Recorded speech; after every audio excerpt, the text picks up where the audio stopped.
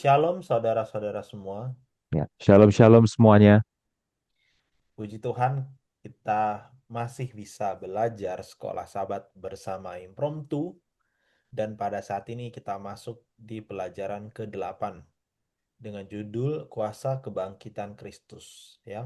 Kita akan mempelajari pasal selanjutnya dari pelajaran kita sebelumnya yaitu di 1 Korintus 15 ya. Seperti biasa sebelum kita mulai saya minta Mas Yansen untuk pimpin kita di dalam doa. Oke, mari kita berdoa. Bapa di surga, terima kasih Engkau begitu baik bagi kami. Engkau telah menciptakan kami, memelihara kami, terlebih Engkau telah menebus dosa kami. Kami mohon ya Bapa, berikanlah kami hikmat supaya kami mengerti pelajaran ini. Tuntunlah kami agar kami tidak menyalahpahami dan mengatakan apa yang salah. Dan biarlah semua yang menonton video ini dan belajar bersama kami juga mendapatkan berkat yang sama. Dan kami semua dapat menghidupkan aplikasi dari pelajaran ini dalam kehidupan kami sehari-hari. Kami mohon ampunilah segala dosa dan kesalahan kami. Kami berdoa dalam nama Tuhan Yesus yang telah menebus kami dari dosa. Amin. Amin. Oke, monggo Mas Jansen. Ya, sedikit ini ya, sedikit komentar tentang pelajaran pekan lalu ya. Dan ini nggak usah dicatat, nggak apa-apa. Waktu saya mengikuti diskusi sekolah sahabat ya di jemaat-jemaat gitu ya, memang ada kecenderungan eh, baik pemimpin maupun anggota diskusi itu tidak mau membaca ayatnya dengan teliti, Hmm, gitu ya. Apalagi bicara tentang kasih, ya mungkin sudah familiar dengan kata kasih, merasa tidak ada lagi yang bisa dipelajari tentang kasih ya, semuanya sudah tahu tentang kasih. Akhirnya tanpa membaca ayatnya langsung mulai diskusi, ya dan diskusinya cuma tentang memberi, ya dalam artian memberi sumbangan uang, ya. Yang mana memberi sumbangan uang itu baik, ya.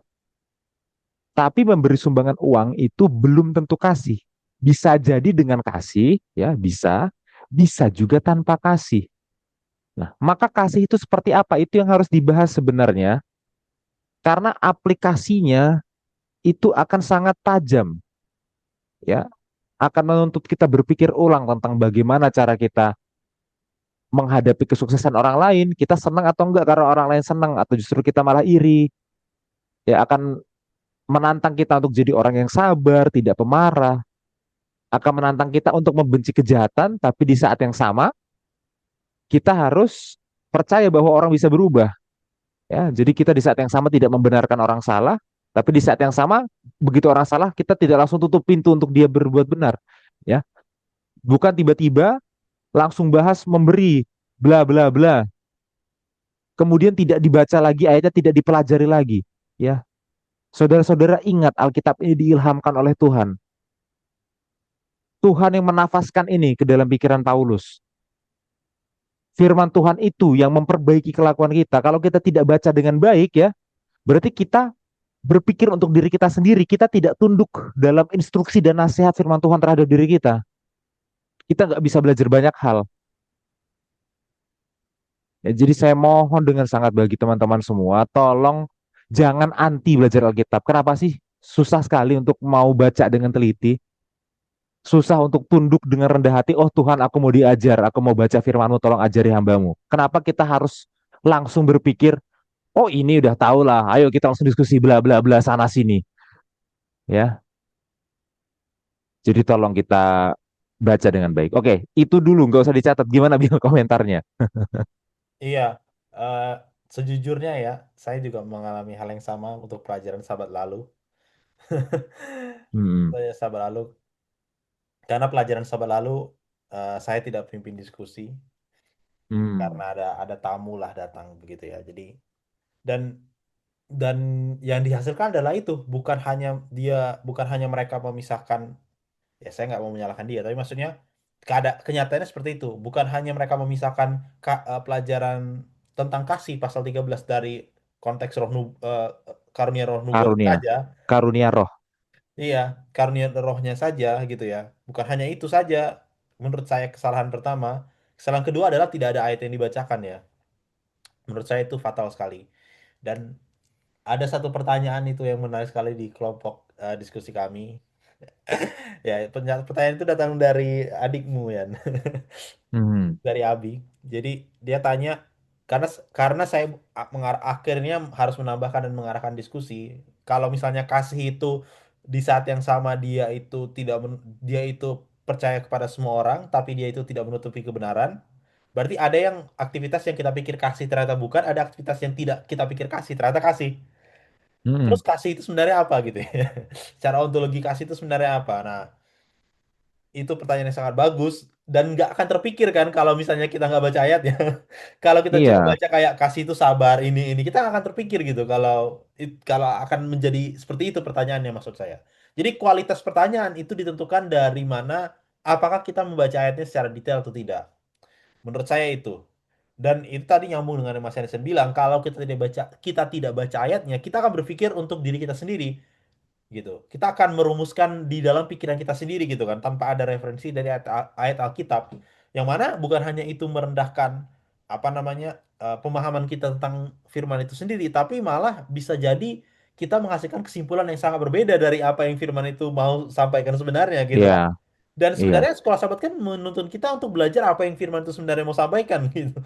iya, Jadi ya balik lagi ya, sekali lagi di channel ini ya mungkin mungkin saudara sampai bosan gitu dengar kita ngomong, tapi sejarah sekolah sahabat baca ayatnya, ya baca ayatnya.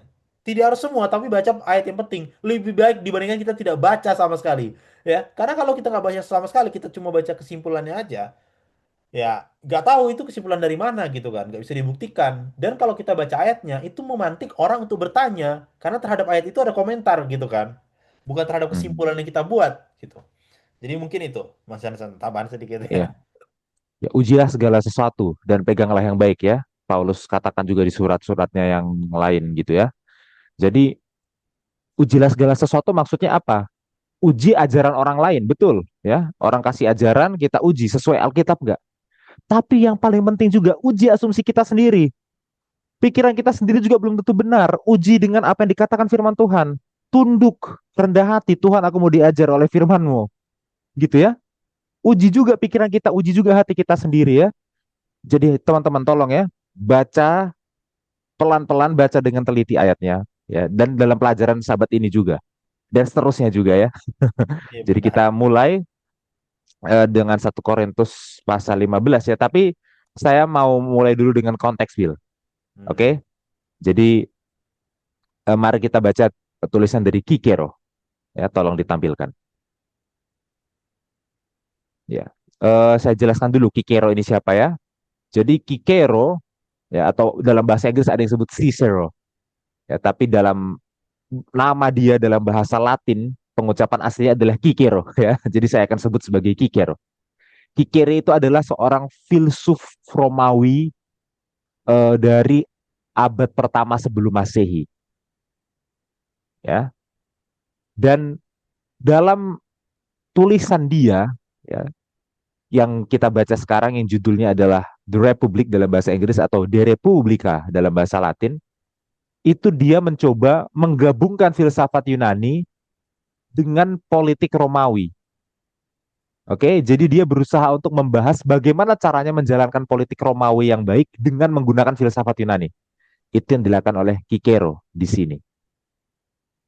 Nah, nah, yang kita baca adalah De Republica buku 6 ya bagian 26 ya, buku 6 bagian 26.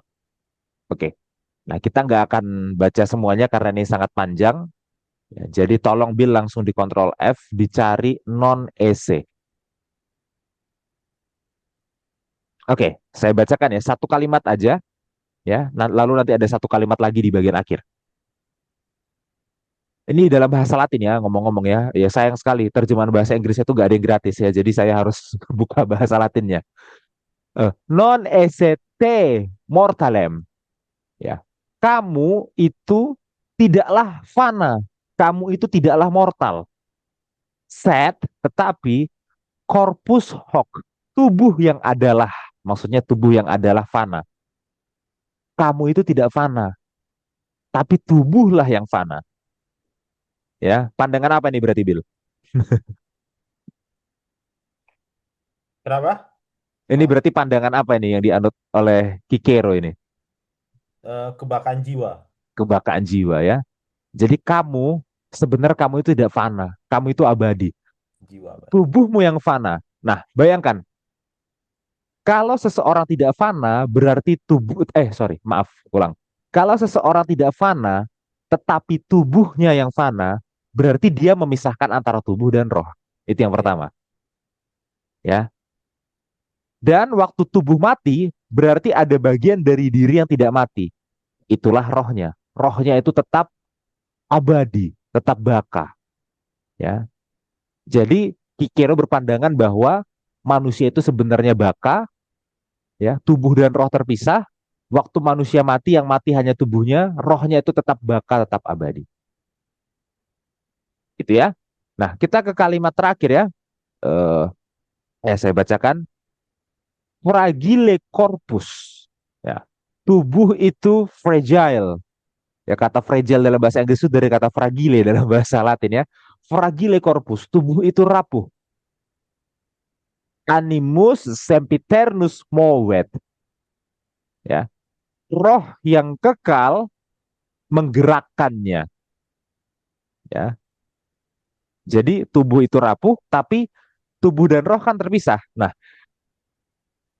tubuh yang rapuh ini digerakkan oleh roh yang kekal. Jadi lagi-lagi ya, di kalimat terakhir Kikero membedakan antara tubuh dan roh, ya.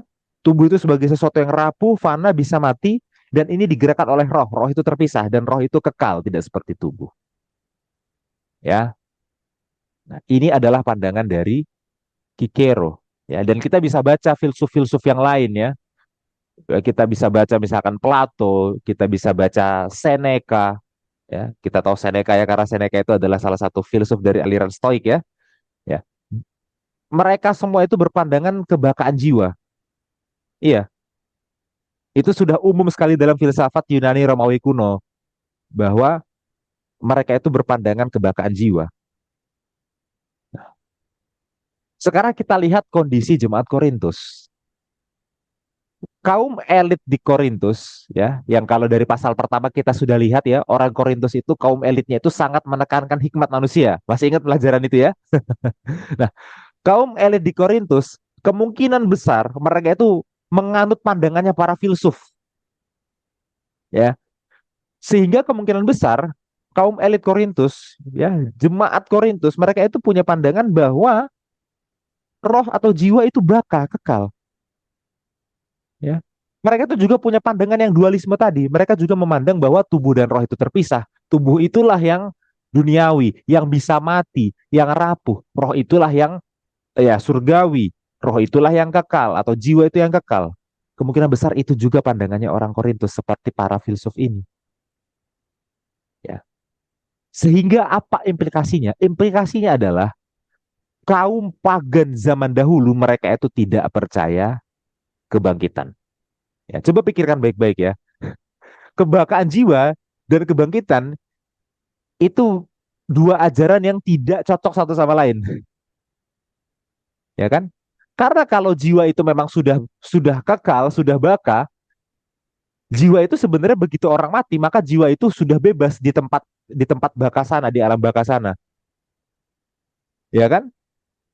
Sementara kebangkitan itu justru beranggapan karena tubuh dan jiwa itu satu dan jiwa itu tidak baka, maka perlu ada kebangkitan di masa depan. Ya, sehingga perlu apa istilahnya kebangkitan tubuh supaya seseorang ini hidup lagi. Ya. Tapi kalau memang jiwanya sudah ada di alam baka di sana, menurut ajaran filsafat Yunani, ngapain lagi perlu kebangkitan ya? Orang jiwanya sudah baka, ngapain lagi tubuhnya perlu dibangkitkan terus jiwa yang sudah baka yang sudah ada di surga dibalikkan ke tubuh lagi, kira-kira begitu ngapain lagi? Ya. Jadi kira-kira begitu ya filsafat Yunani sehingga mereka itu tidak percaya dengan adanya kebangkitan. Ya, orang jiwa sudah baka, ngapain lagi tubuh itu dibangkitkan jiwanya kembali ke tubuh ya. Itu pandangannya. Nah, kemudian kita belajar pelajaran seperti ini. Aduh, itu kan cuma doktrin. Apa aplikasinya? Ya, ya ini lagi-lagi ya.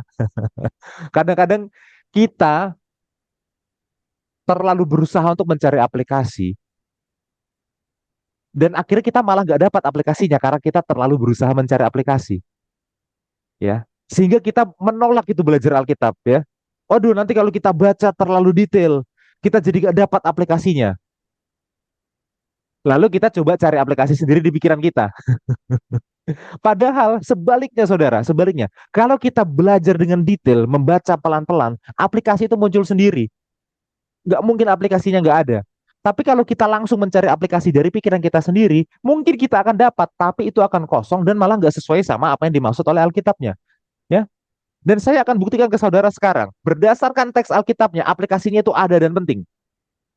Ya, kalau saudara belajar pelajaran pekan-pekan sebelumnya, saudara akan tahu apa yang saya maksud aplikasinya. Kita mundur jauh. 1 Korintus pasal 6, Bil. Tolong dibacakan.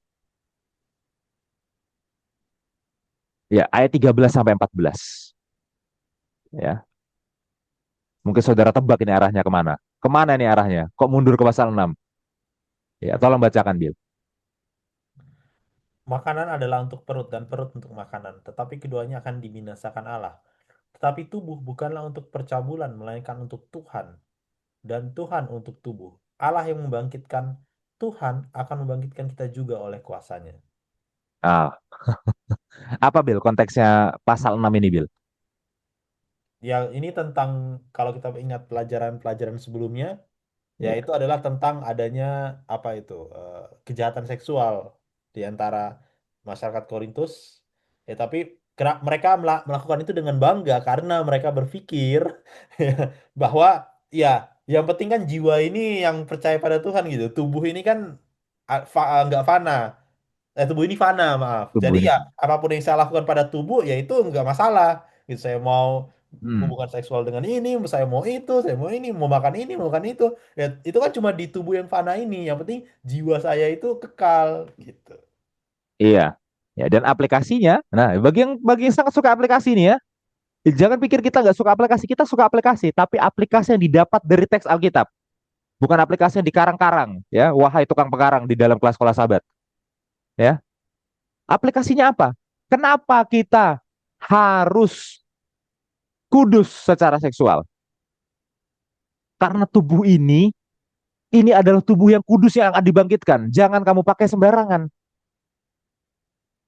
Itu aplikasinya. Jadi kalau kita mundur ke pasal 6, kita masuk mempelajari pelan-pelan pasal-pasal tentang seksual, itu udah dijelaskan secara singkat tentang kebangkitan. Iya, dan ini nggak ngarang, itu ada di ayatnya. Saudara ya, mohon maaf ini jadi agak keras ini pembahasannya. Ya, jadi bagi kita semua yang tergoda, yang berjuang, yang bergumul dengan dosa seksual, ya, jangan kalah. Kenapa? Karena tubuh kita ini kudus, tubuh kita inilah yang nanti akan dibangkitkan, bukan tubuh yang berbeda. Tubuh yang sama ini, yang kita pakai di bumi ini, itulah tubuh yang sama yang akan dibangkitkan. Maka tubuh yang sama ini harus dijaga dari sekarang dengan kekudusan. Jangan gunakan untuk berzina, jangan gunakan untuk percabulan, seks di luar nikah, jangan. Karena kita tahu ini tubuh yang suci yang akan dibangkitkan, kita nggak akan gunakan ini dengan kotor. Itu kan aplikasinya. Makanya kebangkitan penting. Gak nyangka kan kebangkitan berhubungan dengan dosa seksual? Gak nyangka. Iya, karena gak dibaca Alkitabnya. Ya, saudara ya.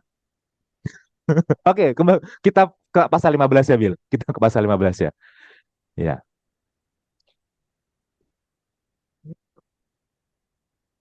ya, tolong baca, Bil, ayat 1 sampai 2.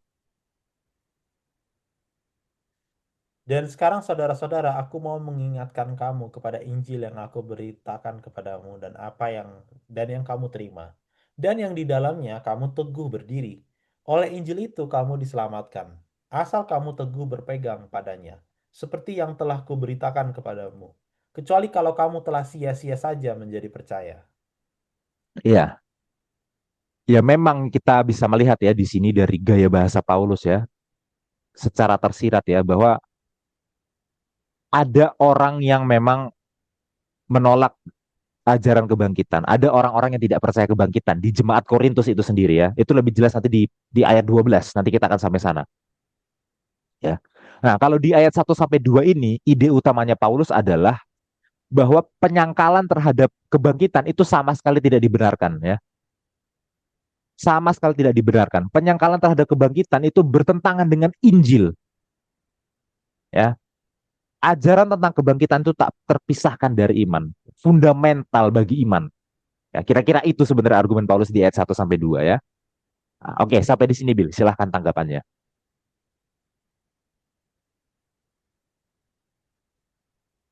Iya, dan ya berbicara tentang tadi Mas Yansen bilang aplikasi ya. Eh, ini kan permasalahan di jemaat Korintus ya, saudara. Tapi kalau saudara bawa pertanyaan ini ke Kristen di luar Advent, ini akan menjadi pertentangan Hmm. tentang kebangkitan, tentang pemisahan tubuh dan jiwa.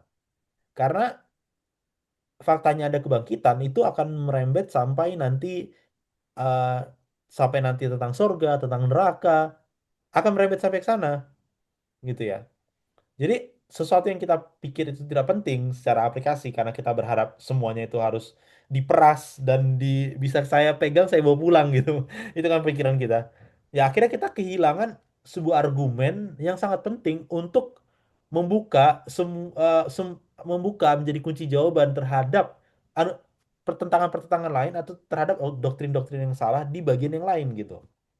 Jadi menurut saya maksud saya seperti ini. Kadangkala pencarian aplikasi yang terlalu menggebu-gebu. Nah, itu menyebabkan kita tidak bisa melihat suatu ajaran secara bigger picture, secara lebih besar gitu ya. Karena kita mau langsung intinya apa gitu ya. Ya inilah akibat ini Reels dan YouTube Short ini. Jadi mau langsung intinya apa? Ya kalau mau langsung intinya apa, nggak usah kita belajar Alkitab gitu. Kita tunggu aja nanti intinya apa, ya kan? Tapi kan nggak seperti itu gitu. Nah, dan di sini maksud saya adalah eh,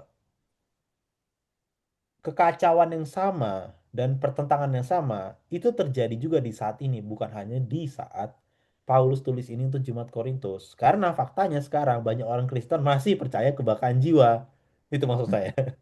Jadi maksudnya pelajaran ini adalah untuk kita juga gitu ya. Adalah untuk kita dan itu penting tentang kebangkitan ini.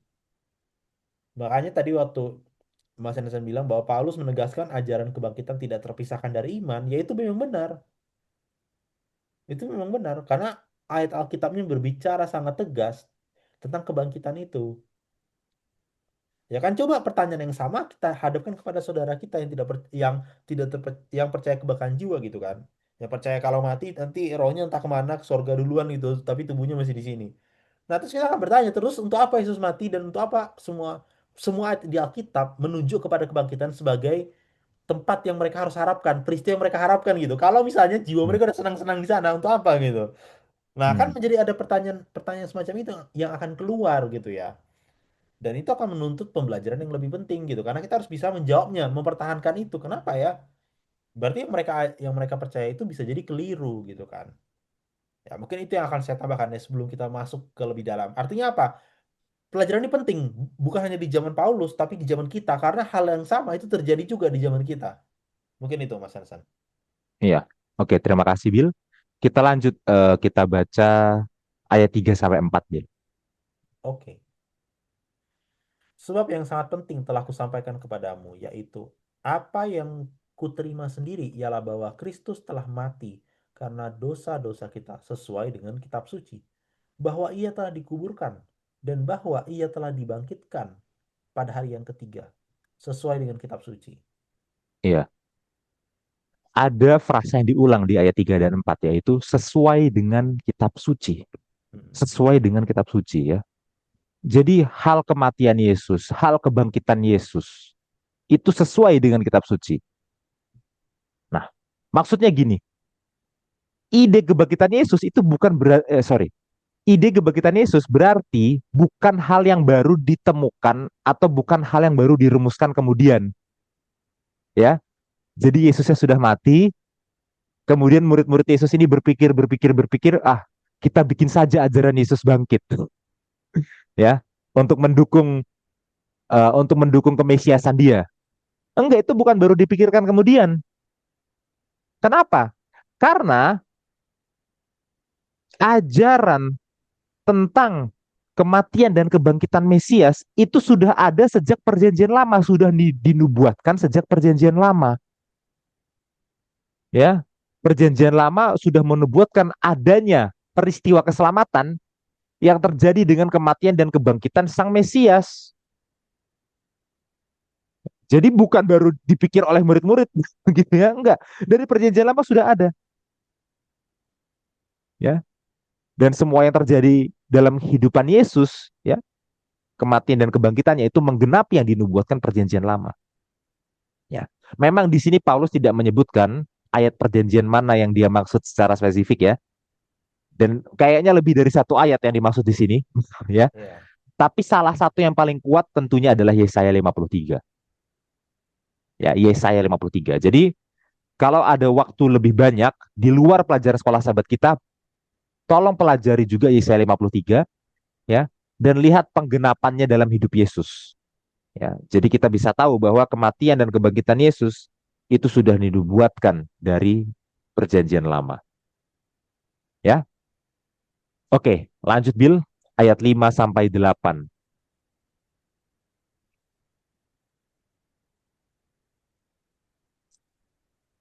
Bahwa ia telah menampakkan diri kepada Kefas dan kemudian kepada kedua belas muridnya.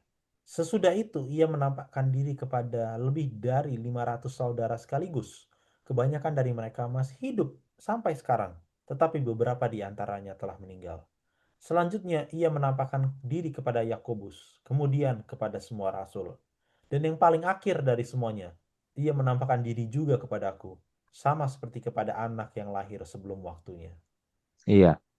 Kemudian Paulus melanjutkan argumennya bahwa Yesus itu betul-betul bangkit karena dia menunjukkan menampakkan diri ke banyak saksi, ya. Jadi setelah Yesus mati, yang melihat Yesus sudah bangkit itu bukan cuma satu dua orang, tapi memang banyak sekali orang yang sudah melihat, oh dia benar sudah bangkit. Saksi mata, ya. Kalau kita kembali belajar Injil, saksi mata itu benar-benar sangat penting, ya. Ingat ya, kita pernah belajar Injil Markus, Injil Yohanes waktu itu, saksi mata itu benar-benar punya punya keutamaan dalam menceritakan sebuah peristiwa gitu loh. Hmm. Nah, saksi mata kebangkitan Yesus itu banyak, mulai dari Kefas atau Petrus, kemudian kedua belas muridnya.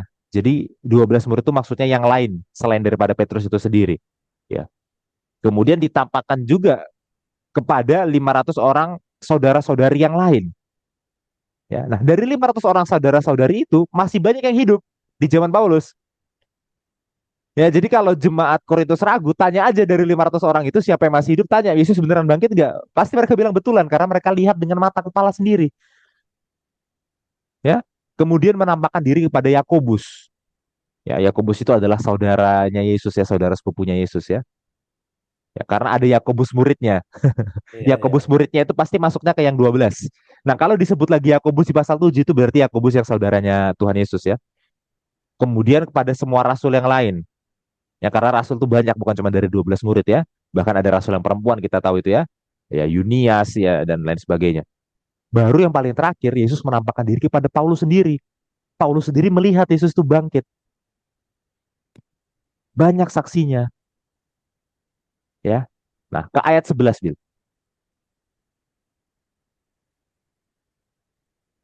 Sebab itu, baik aku maupun mereka, demikianlah kami mengajar dan demikianlah kamu menjadi percaya. Iya, ini ya. Perhatikan, Paulus menghubungkan konsep mengajar dengan konsep percaya. Percaya. Demikianlah kami mengajar dan demikianlah kamu menjadi percaya. Mengajar percaya. Ya, maksudnya gini. Paulus gak mungkin mengajarkan tentang Kristus. Paulus gak mungkin mengajarkan Injil kalau dianya sendiri tidak percaya tentang kebangkitan Yesus, tentang kebangkitan Yesus, ya. Jadi Paulus sendiri sebagai pengajar harus percaya terhadap kebangkitan Yesus. Dia sampaikan kepada orang lain, baru orang lain percaya terhadap kebangkitan Yesus. Ya, nah begitu juga kita. Kita nggak bisa menginjil kalau kita tidak percaya terhadap kebangkitan Yesus. Ya, kecuali kita punya definisi lain tentang menginjil. Kalau menginjil itu hanya membawa orang kepada kelompok kita atau komunitas kita, ya mungkin ini jadi nggak terlalu penting. Tapi kalau menginjil itu adalah membawa orang kepada Yesus, menyadarkan orang bahwa, kamu itu sudah ditebus. Kalau menginjil itu memang artinya adalah itu, ya tentu harus percaya kebangkitan. Ya, itu nanti akan lebih jelas di ayat-ayat selanjutnya. Oke, sampai di sini dulu, Bill. Silahkan tanggapannya. Oh iya, saya suka di ayat sebelah sini ya waktu saya baca belajar kemarin bahwa demikianlah kami mengajar dan demikianlah kamu menjadi percaya. Menurut saya itu hal yang sangat penting ya. Kayak eh, Paulus tuh Paulus itu tidak tidak secara langsung atau mungkin secara langsung bilang kepada jemaat Korintus bahwa eh, saya bisa mengajar sampai sejauh ini gitu. Saya sepeduli ini sama kamu karena saya sepercaya itu sama Yesus gitu loh. Jadi seolah-olah apa ya? Ketika kita melihat Paulus sebagai seorang pengajar yang sangat eksplosif gitu ya dalam argumennya, kedalaman argumennya. Ya karena dia sedalam itu percayanya sama Yesus gitu. Bahkan dia bilang saya ini saksi mata juga loh. Jadi kamu nggak bisa main-main. Kamu bilang saya dengar dari orang, enggak, saya dengar langsung dari Yesus. Maksudnya apa? Saya lihat langsung seperti apa dia. Nah, sekarang saya mau balikan. Coba lihat cara kita mengajar ya. Mungkin cara kita mengajar tidak akan sehebat Paulus mungkin. Tapi kita bisa menilai sendiri cara kita mengajar gitu. Apakah ternyata kekurangan kemampuan mengajar kita itu karena kita kurang percaya, ya? Dan dalam hal ini adalah kematian dan kebangkitan Yesus. Dan kalau kita bicara konsep ini, itu bisa menyebar sampai ke semuanya gitu. Itu bisa masuk ke dalam hal-hal yang paling personal dalam hidup kita. Misalnya, kita punya dosa yang kita gumuli, ya, tapi kita berusaha untuk menang atas dosa itu. Nah, tapi kita tidak pernah minta dari Tuhan. Ya kan kita tidak meminta pengampunan padahal ada kematian dan kebangkitan Yesus gitu kan. Nah, itu kan sebenarnya kan berhubungan ya. Yang kita pikir kematian dan Berhubungan. kebangkitan tuh cuma kayak oh iya Yesus tuh ada orang percaya bahwa Yesus tuh sebenarnya hantu. Ya itu ada memang di Alkitab ditentang kan. Yesus tuh adalah hantu, dia itu cuma apparition aja, dia itu bukan ada sarksnya, dia itu nggak daging gitu ya. Ya ada juga itu, tapi nggak cuma itu maksud saya ya. Jadi jangan-jangan apa namanya eh, kedalaman belajar kita, kedalaman cara pengajaran kita terhadap orang lain yang tidak seberapa, termasuk saya juga, itu karena dalam hal-hal personal dalam diri saya belum benar-benar mengaplikasikan apa yang maksud percaya kematian dan kebangkitan Yesus, gitu. Iya. Ya mungkin balik lagi ya, ya ini memang harus keras ya pelajaran ini. Balik lagi ke pendahuluan ya. Mungkin alasan selama ini kita nggak pernah baca ayat Alkitab di diskusi sekolah sahabat, karena setiap hari kita tidak pernah baca ayat Alkitab. Hmm. Lah bisa jadi. Setiap hari kita cuma dengar renungan yang adalah kesimpulan. Sekarang renungan pagi itu juga ada kesimpulannya Mas Jansen pakai AI gitu. Hmm. Nanti ada satu gambar terus langsung kesimpulannya semua. Hmm. Renungan aja ya itu udah disimpulkan kan dari ayat Alkitab. Nah, kita mau kesimpulan dari kesimpulan lagi gitu. Kita nih kayak Hmm. mau instan aja 5 menit baca selesai gitu kan. Jangan-jangan isu nggak pernah tadi di awal nggak pernah baca eh, ayatnya waktu diskusi sekolah sahabat adalah karena kita tidak pernah baca Alkitab secara rutin. Jangan-jangan di situ isunya, ya. Kalau kita tidak pernah baca Alkitab rutin, bagaimana mungkin kita bisa percaya kematian dan kebangkitan Yesus gitu kan? Ya mungkin kita bisa Hmm. percaya, tapi versi kematian dan kebangkitan Yesus itu yang di dalam pikiran kita itu sangat rendah, nggak sedalam Hmm. apa yang ayat Alkitab mau sampaikan kepada kita. Jadi ayat ini menurut saya sangat penting ya, karena dia bukan hanya berbicara tentang keberlangsungan jemaat, kemampuan mengajar individu, tapi dia mengkritik juga seberapa dalam kamu percaya pada Tuhan gitu kan. Ya kenapa? Karena gereja kan dipanggil untuk menginjil. Tadi balik lagi. Jadi kalau penginjilan kita sukses tapi pembelajaran kita, kepercayaan kita itu rendah, jangan-jangan yang kita lakukan bukan menginjil gitu kan. Kita ya kita cuma membawa orang kepada gereja. Kalau itu mah bayar influencer juga bisa gitu. Bayar influencer aja. Mereka juga jago. Mereka mungkin Iya. lebih jago daripada kita untuk ngundang orang ke KKR. Really. Hmm. Mereka lebih jago gitu ya. Iya. Tapi membawa orang kepada Yesus belum tentu. Mungkin itu, Mas Hansen. Ya. Oke, terima kasih, Bill. Ya, kalau gitu kita lihat seberapa penting dan seberapa dalamnya kebangkitan Yesus ini di ayat selanjutnya ya. Hmm. Mari kita baca ayat 12 dulu. 1 Korintus 15 ayat 12. Jadi bila mana kami beritakan bahwa Kristus dibangkitkan dari antara orang mati, bagaimana mungkin ada di antara kamu yang mengatakan bahwa tidak ada kebangkitan orang mati? Oke, yang perlu kita tahu di sini adalah Paulus mulai berpindah topik. Ya, kalau di ayat 1 sampai 11, Paulus itu membicarakan kebangkitan Yesus. Ya, dan itu yang menjadi dasarnya, yang menjadi fondasi kepercayaan, yang menjadi fondasi Injil itu kebangkitan Yesus. Nah, sekarang di ayat 12, Paulus mulai berpindah membahas kebangkitan kita, kebangkitan manusia secara umum, bukan hanya kebangkitan Yesus. Ya, karena jemaat Korintus itu yang ditentang bukan hanya kebangkitan Yesusnya. Jemaat Korintus itu memang menentang kebangkitan secara umum, seperti Kikero tadi, seperti filsuf Yunani yang lain. Nah, sekarang Paulus mulai menghubungkan apa hubungannya ajaran dasar kebangkitan Yesus dengan kebangkitan kita. Ya, argumennya begini. Jadi bila mana kami beritakan, maksudnya bila mana Paulus dan rasul-rasul lain sudah memberitakan berdasarkan mata kepala mereka sendiri bahwa Yesus itu dibangkitkan, bagaimana mungkin orang Korintus bilang bahwa kebangkitan itu tidak ada? Yesuslah jadi contoh utama bahwa kebangkitan itu memang ada. Banyak sekali saksi mata yang melihat Yesus bangkit. Kok bisa-bisanya jemaat Korintus bilang kebangkitan itu nggak ada? Lah, terus Yesus itu apa? Itu kan sudah jadi satu contoh yang paling utama bahwa kebangkitan itu ada. Nah, lalu Paulus menghubungkannya ke kebangkitan kita. Ya, kira-kira begitu ya. Oke, lanjut Bill. Ayat 13 sampai 19.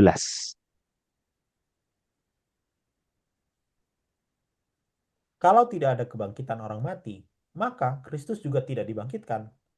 Tetapi andai kata Kristus tidak dibangkitkan, maka sia-sialah pemberitaan kami, dan sia-sialah juga kepercayaan kamu.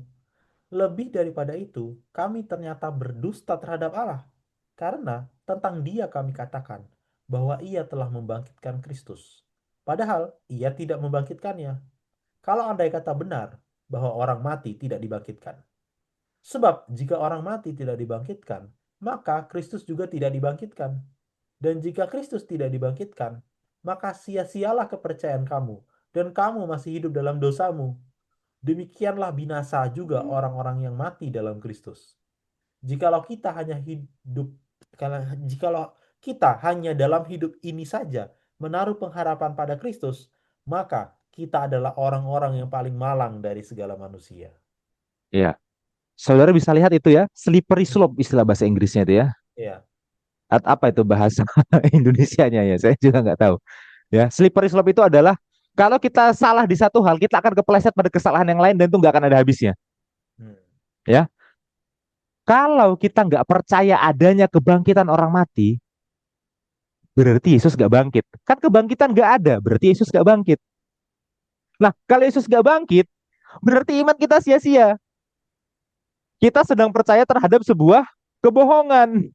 Dongeng yang Ya, bohong. berarti kita itu halu. Iman kita sia-sia, ya kan? Nah, kalau begitu, berarti kita ini sebenarnya tidak benar-benar ditebus kalau Yesus tidak bangkit. Kenapa? Saudara pikirkan ini baik-baik ya. Roma 6 ayat 23. Upah dosa adalah maut. Ya, Yesus mati itu menebus dosa kita. Bagaimana mungkin Yesus itu kita bilang sanggup menebus dosa kita kalau dia tidak bisa mengalahkan maut? Jadi, Injil itu memang nggak bisa berhenti hanya pada kematian yang menebus dosa kita. Injil itu kabar baiknya adalah setelah dia mati menebus dosa kita, dia benar-benar membuktikan dia bisa mengalahkan maut, mengalahkan upah dosa dengan bangkit. Nah, kalau Yesus gak bangkit, berarti Yesus gak benar-benar tebus dosa kita. Berarti kita masih hidup dalam dosa. Ya. Dan kalau Yesus gak bangkit, berarti orang lain pun gak akan ada yang bangkit. Ya, semua saudara-saudara kita yang sudah meninggal, dia nggak akan bangkit di akhir zaman nanti. Kita pun kalau meninggal nggak akan bangkit. Karena Yesus yang nggak bangkit. Yesus yang nggak kalahkan upah dosa. Yesus yang nggak kalahkan maut. Siapa bisa menjamin kalau kita bangkit juga? Ya, sia-sia semua iman kita kalau Yesus nggak bangkit. Ya, perhatikan itu. Kalau nggak ada kebangkitan, maka Yesus nggak bangkit. Kalau Yesus nggak bangkit, maka iman kita sia-sia. Kenapa iman kita sia-sia? Karena berarti kita nggak ditebus. Kalau kita nggak ditebus, berarti kita juga nggak akan bangkit. Rantai kesalahan itu. Dari mana semuanya bermula? Dari kepercayaan kebakaan jiwa. Iya. Ya, satu ajaran salah akan menghasilkan ajaran salah yang lain yang tidak masuk akal. Ya, mari kita renungkan pertanyaan di pelajaran hari Senin paragraf terakhir ya. Tadi Bill sudah singgung sedikit ya, tapi coba kita renungkan lebih dalam dalam kehidupan kita. Ya, tolong Bill dibacakan.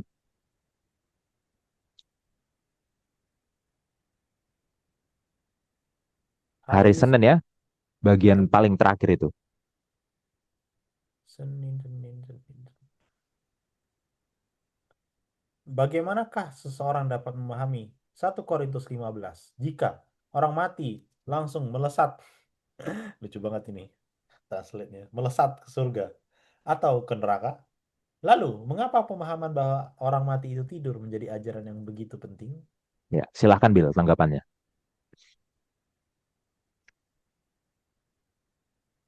Ini hari Senin kan? Pertanyaan hari Hari Senin. Senin ya. Iya. Ya, saya rasa itu sudah dijawab ya tadi dari di 1 Korintus 15 itu setelah kita kita pelajari ya. Tapi mungkin kalau boleh saya rangkumkan dalam satu frase, kalau kita percaya bahwa orang itu langsung melesat ke surga dan ke neraka, berarti kematian dan kebangkitan Kristus itu nggak guna. Mungkin itu. Mereka berarti merendahkan apa yang Yesus lakukan di salib. Kan artinya nggak perlu percaya ada kebangkitan. Kalau kita nggak percaya ada kebangkitan, berarti kita nggak percaya apa yang Yesus lakukan kan? Hmm. Karena coba kita pikir lebih dalam ke Roma 6 ayat 23 tadi ya. Upah dosa adalah maut. Yesus mengalahkan upah dosa. Yesus mengalahkan maut. Yesus menang terhadap maut. Makanya kita bisa menaruh kepercayaan kepada Dia yang menang terhadap maut. Kan gitu. Sia-sianya itu ajaran, lihat pertanyaan yang kedua ya, mengapa pemahaman bahwa orang mati itu tidur menjadi ajaran yang begitu penting? Menurut saya bukan hanya penting secara secara rantai doktrin, artinya kalau ini sangat penting karena kalau ini salah atau kalau ini keliru maka yang lain akan salah. Menurut saya bukan hanya itu saja, tetapi itu berbicara tentang esensi kehidupan kita dan bahkan esensi Tuhan. Artinya Tuhan tuh kalah lawan maut itu. Coba bayangkan. Tuhan kalah Mhm. dengan maut. Tuhan kalah dengan maut. Coba bayangkan itu. Kita menyembah Tuhan ke gereja setiap Sabat gitu ya. Atau bilang lawan Kristen ke gereja setiap hari Minggu. Menyembah Tuhan yang kalah dengan maut. Coba bayangkan itu. Berarti mereka menyembah pecundang dalam bahasa kasarnya. Iya dong. Mereka Hmm. menyembah pecundang. Mereka menyembah false savior. Iya. Mereka menyembah orang yang berbohong gitu kan. Tuhan yang berbohong. Hmm. Mending mereka nyembah setan aja langsung kalau gitu. Iya. Hmm. Lihat ya. Jadi pemahaman orang mati tidur begitu penting karena dia berbicara tentang apakah Tuhan kita itu benar-benar menang melawan maut atau tidak. Itu dia, ya. Dan ini bisa masuk ke pertanyaan yang lebih aneh lagi. Kalau misalnya saya percaya kebaikan jiwa, berarti waktu Yesus mati itu rohnya ke surga langsung atau tubuhnya yang mati terus dia ke surga terus tubuhnya balik lagi gitu. Makanya dibangun. Itu pertanyaan sulit itu. Nah, ya kan? Iya kan? Jadi aneh kan pertanyaannya. Kalau saya percaya kebakan jiwa, ya, Hmm. tapi saya nggak akan bahas sampai sana. Tapi maksudnya, saudara mengerti ya, kenapa ini menjadi penting? Ya, maka ketika Paulus bilang sia-sialah semua itu, dia bukan hanya berbicara tentang sia-sia rantai doktrin kita salah, apa, bukan, tapi esensi kita hidup gitu. Jadi kayak kita ini ditipu, kita telah ditipu, gitu maksudnya.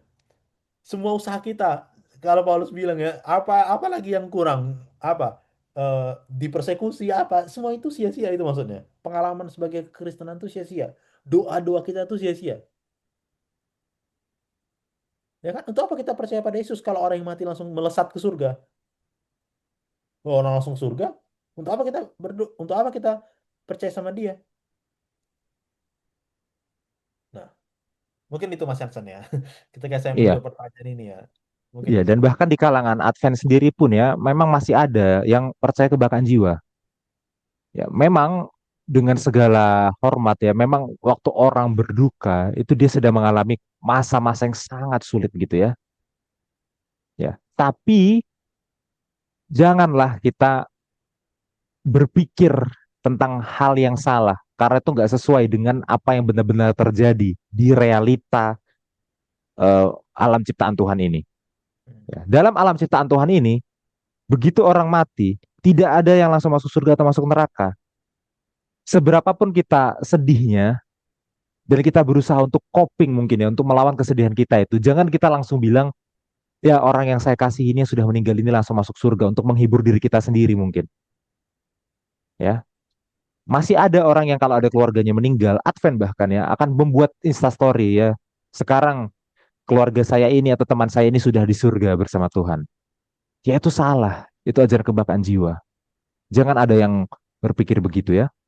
Kalau memang kita sedih, jangan coping dengan bilang bahwa dia itu sebenarnya baka kok.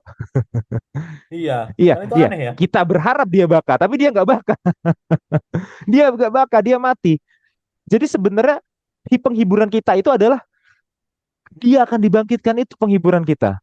Iya, Bukan bukan itu kan denial ya. Dia sudah mati, tapi kita nggak terima dia mati. Makanya kita bilang dia baka. Kan gitu ya. Jangan seperti itu. Karena sekali saudara bilang ada ajaran kebakaran jiwa, ya berarti Injil itu langsung batal semuanya. iyalah. Kalau ada kebangkitan jiwa, maka kebangkitan itu tidak masuk akal. Kalau kebangkitan tidak masuk akal, maka Yesus tidak bangkit. Terus ngapain sembah Yesus gitu loh? Ya, kita cuman cuman dalam hal sesederhana upload instastory tentang orang meninggal dan kita bilang dia itu sudah ada di surga sekarang, itu sefatal itu. Semua iman kita langsung hancur kalau kita percaya orang mati itu langsung di surga. Ya, jadi jangan ada lagi yang percaya seperti itu ya, saya mohon sekali. Ya kalau masih bingung, ya pelajari lagi itu tentang doktrin kematian ya, pelajari lagi. Banyak materinya di gereja ya. Bisa tanyakan juga ke pendeta atau tua-tua jemaat gitu ya. Oke, kita baca 1 Korintus 15 ayat 20 sampai 23.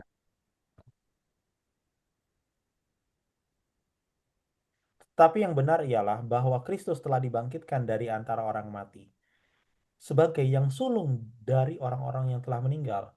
Sebab sama seperti maut datang karena satu orang, demikian juga kebangkitan orang mati datang karena satu orang manusia. Karena orang telah mati dalam persekutuan dengan Adam, demikian pula semua orang akan dihidupkan kembali dalam persekutuan dengan Kristus. Tetapi tiap-tiap orang menurut urutannya. Kristus sebagai buah sulung, sesudah itu mereka yang menjadi miliknya pada waktu kedatangannya. Iya. Nah, ini ya, eh, ini adalah counter argumen Paulus kalau doktrinnya benar. Nah, gitu ya. Kalau tadi di ayat sebelumnya adalah kalau doktrinnya salah, maka dia akan berantai kepada kesalahan-kesalahan lain. Maka iman kita sia-sia. Sekali kita tidak percaya kebangkitan, maka semua iman kita sia-sia. Tapi yang benar adalah, nah Paulus kasih yang benernya ya, bukan cuma yang salahnya dia bantah, yang benernya juga harus dia kasih. Yang benar adalah Yesus itu telah dibangkitkan. Dan kebangkitan Yesus itu bukan hanya kebangkitan biasa. Kebangkitan Yesus itu adalah buah sulung dari semua kebangkitan. Buah sulung dari semua orang yang meninggal yang akan dibangkitkan. Maksudnya apa? Bukan berarti secara kronologi Yesus itu adalah orang pertama yang bangkit. Enggak ya. Ya, sudah ada orang sebelum Kristus yang bangkit ya. Musa itu bangkit sebelum Kristus ya kan? Ya, di perjanjian lama itu kan ada beberapa kisah ya orang bangkit ya, dan Yesus belum belum inkarnasi, belum menjelma jadi manusia, belum lahir waktu orang-orang di perjanjian lama bangkit. Bahkan sebelum Yesus sendiri bangkit dalam pelayanannya dia sudah pernah membangkitkan orang, Iya, Lazarus dan lain sebagainya ya. Ya, jadi ada orang yang bangkit sebelum Yesus. Yesus bukan yang pertama bangkit secara kronologi. Tapi kenapa dibilang Yesus adalah yang sulung dari yang bangkit? Maksudnya adalah Yesuslah yang paling utama dari segala yang bangkit. Bukan berarti pertama secara kronologi, tapi pertama dalam hal keutamaan, pertama dalam hal kepentingan. Kebangkitan Yesuslah yang menjadi jaminan bahwa semua yang lain bisa bangkit juga. Ya, kebangkitan Yesuslah yang menjamin nanti kita juga bisa dibangkitkan. Kenapa? Karena Yesus sudah mengalahkan maut, ya. Maka sudah dijamin bahwa kita juga nanti akan mengalahkan maut karena Yesus sudah mengalahkannya untuk kita. Ya, maka Yesuslah yang pertama, yang utama, bukan dalam hal kronologi lagi-lagi ya.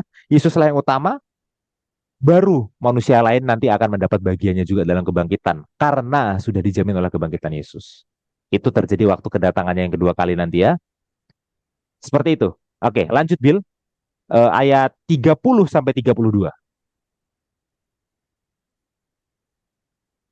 Dan kami juga, mengapa kami setiap saat membawa diri kami ke dalam bahaya? Saudara-saudara, tiap-tiap hari aku berhadapan dengan maut. Demi kebanggaanku akan kamu dalam Kristus Yesus, Tuhan kita. Aku katakan bahwa hal ini benar. Kalau hanya berdasarkan pertimbangan-pertimbangan manusia saja, aku telah berjuang melawan binatang buas di Efesus. Apakah gunanya hal itu bagiku? Jika orang mati tidak dibangkitkan, maka marilah kita makan dan minum sebab besok kita mati. Iya, ini ya. Paulus itu adalah seorang penginjil yang berdedikasi sangat tinggi ya. Dia rela mempertaruhkan nyawa demi menginjil. Tapi kalau memang Yesus itu tidak benar-benar bangkit, ya ngapain Paulus capek-capek menginjil bahkan sampai mempertaruhkan nyawa? Masa akan Paulus mempertaruhkan nyawa demi sesuatu yang halu, demi sesuatu yang nggak benar-benar terjadi, Yesus yang nggak benar-benar bangkit? Ya makanya Paulus bilang, ya udah lebih baik makan dan minum. Toh ujung-ujungnya mati, toh besok kita mati dan nggak ada kebangkitan. Ya betul, betul saudara. Tanpa kebangkitan hidup ini tidak ada artinya. Iya, tanpa kebangkitan hidup ini tidak ada artinya. Lakukan apa aja yang kita mau gitu loh. Ya menginjil gitu ya. Ngapain? Yesusnya nggak beneran bangkit. Menginjil itu kan mengabarkan Yesus ya. Yesusnya nggak beneran bangkit, ngapain dikabarin? Ngapain dikasih tahu ke orang? Ya. Nah coba Bil, bacakan pertanyaan di hari Jumat, pertanyaan nomor 4 ya. Jumat nomor 4. Dalam kelas diskusikan, ini nomor 4 kan? Satu, 2, 3, 4 ya. Oh, nomor 3 Oh, berarti. nomor 3. Oke. Pikirkan sejenak tentang pernyataan Paulus yang menarik. Jika orang mati tidak dibangkitkan, marilah kita makan dan minum. Sebab besok kita akan mati. Apa maksudnya? Ya, silahkan Bil. Hari Jumat, pertanyaan nomor 3 ya ini. Iya, eh, makanya tadi waktu saya baca ini saya ketawa kan. Saya bukan ketawa, gigil lah. Saya gigil. Marilah kita makan dan minum sebab besok kita akan mati. Seolah-olah, bukan seolah-olah lagi. Paulus bilang bahwa sebagai orang Kristen, arti hidup ini itu adalah dalam kebangkitan Yesus. Karena kalau tidak ada kebangkitan Yesus, maka tidak usah jadi Kristen. Itu maksud dia mungkin. Lebih-lebih lagi menginjil gitu. Ya, saya percaya semua orang Kristen, saya percaya semua orang Kristen itu harus menginjil. Tapi andai kata ya kita kita tidak menginjil gitu. Kita cuma ke gereja, datang, duduk, pulang gitu. Itu pun gak ada artinya. Yang jangankan kita bagi traktat apalagi belajar Alkitab, gak usah lah, bilanglah ke gereja setiap Sabat atau setiap Minggu. Misalnya ada saudara kita yang bukan Advent, itu nggak ada artinya. Coba bayangkan itu nggak ada artinya. Dan yang membuat saya kaget, bukan kaget tapi merefleksikan diri adalah kebalikannya Mas Yansen. Kebalikannya apa? Tetapi sayangnya kita orang Kristen hidup seperti yang Paulus katakan. Marilah kita makan dan minum sebab besok kita akan mati. Maksudnya apa? Ya, semua akan mati. Ya udahlah kita nikmatilah hidup ini. Seolah-olah tidak ada kebangkitan. seolah-olah tidak ada pengadilan, tidak akan dipertanggungjawabkan apa yang kita lakukan, ya. Dan ini berlaku bagi semua orang ya, semua kalangan ya, bukan hanya dalam definisi hidup kita, tapi dalam cara kita berperilaku ya. Misalnya, ya kenapa orang rela berkorupsi begitu besar gitu ya? Korupsi begitu besar, korupsi dana sosial misalnya, bukan hanya uang uang administratif gitu ya, uang yang diberikan untuk orang miskin gitu misalnya, MBG misalnya. Kenapa orang rela korupsi MBG sebesar itu? Ya karena dia mungkin dia nggak percaya ada kebangkitan.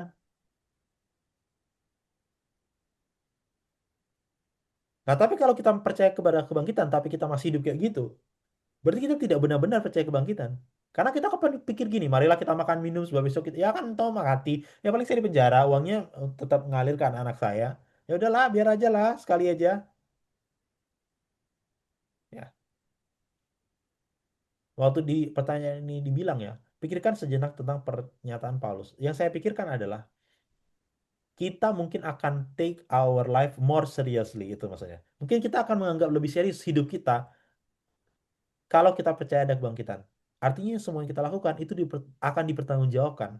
Dan semua hal yang membuat kita desperate, despair gitu ya, membuat kita ini susah, membuat kehidupan ini begitu sulit, ekonomi, keluarga, apapun itu, artinya masih ada harapan. Nah itu. Jadi dua hal ya, harapan dan cross check diri kita. Iya ada kebangkitan, semua hal akan dipertanggungjawabkan. Tapi di saat yang sama, iya ada kebangkitan, artinya ada kelepasan. Nah mungkin itu, Mas Hansen. Ya, itu poin yang menarik ya.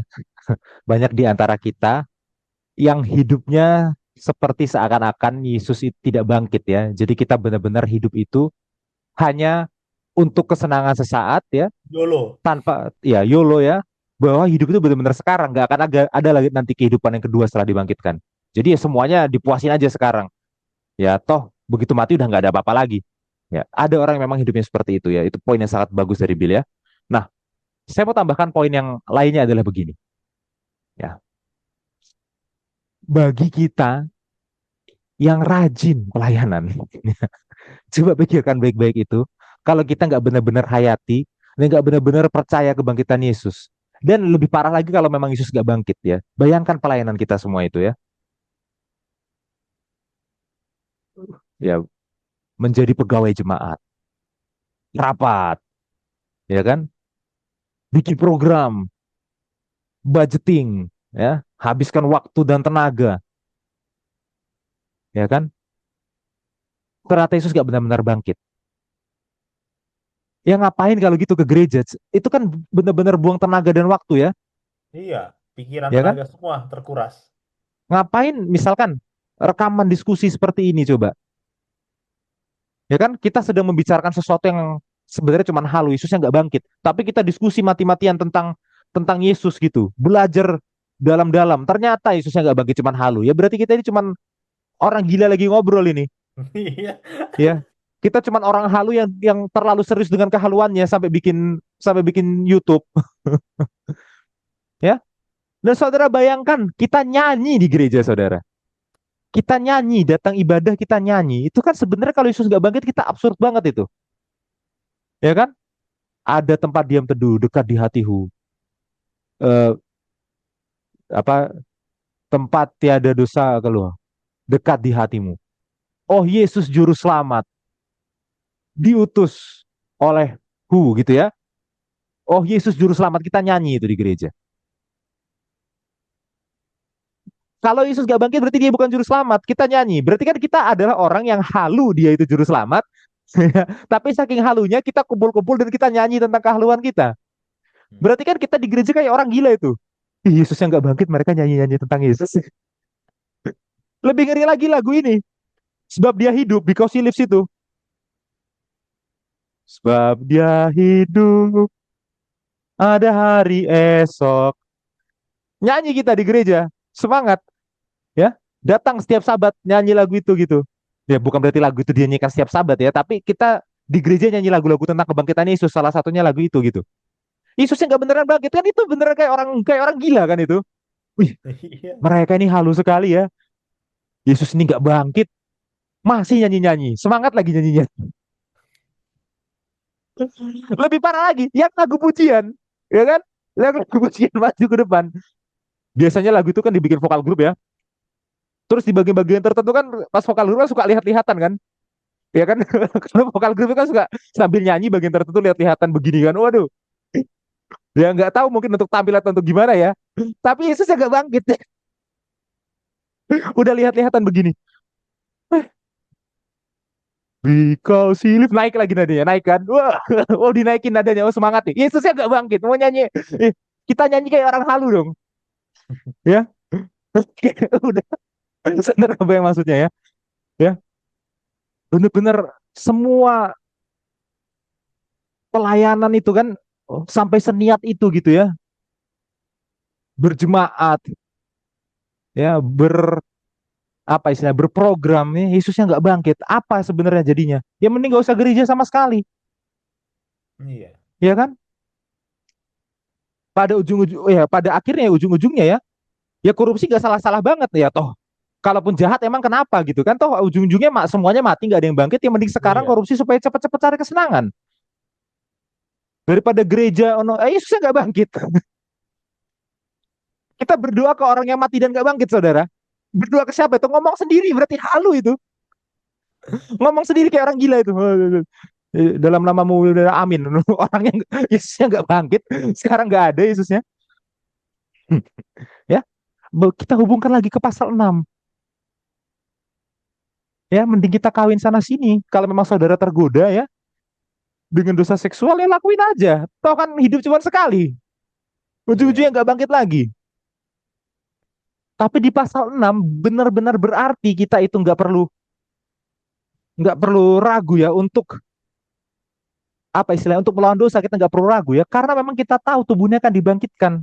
Makanya kita harus menjaga kesuciannya sejak sekarang, ya kan? Ya seperti itu ya. Oke, Bill. Ada lagi? Iya. Ini sangat menusuk ya dari dua sisi ya. Ya, ini aplikasi yang luar biasa menurut saya dan ayat yang luar biasa ya. Paulus pakai frasa itu, marilah kita makan dan minum sebab besok kita akan mati. Itu lucu sekali menurut saya. Itu Iya. kayak itu lucu banget itu.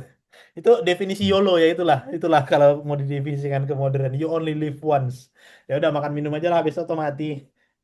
Hmm. Mungkin itu Mas Hansen. Oke. Ya, kita lanjutkan Bill ke ayat 35. Hmm.